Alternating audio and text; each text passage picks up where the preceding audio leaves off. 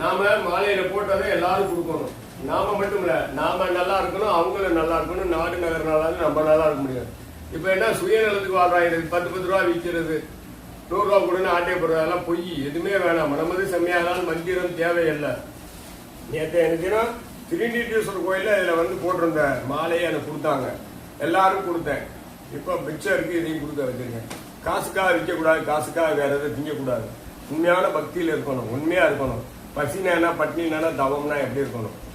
இவங்கெல்லாம் சாப்பிட்டாதான் நம்ம சாப்பிட முடியும். அவங்கள வச்சுக்கிட்டு சாப்பாடு போறோம்னா சும்மா பொய் சொல்றது, ஏமாத்துறது. இவ்வளவு பேர் சாப்பிட்டு கொடுப்பாங்க. அவங்க வந்து சிலையா நினைக்கக்கூடாது, கல்லா நினைக்கக்கூடாது. அதான் திருச்செந்தூரில் கடலோரத்தில் செந்தில்நாதன் அரசாங்கம் தேடி தேடி வருவோருக்கெல்லாம் தினமும் கூடும் தெய்வாம்சம். எப்படி பார்த்தீங்களா, அந்த மாதிரி வரணும். எந்த தேவைக்கு வாங்கிக்கிறாங்க. அதாவது தன்னுடைய கஷ்டம் தீரணும், பணக்காரனாலும் கோடி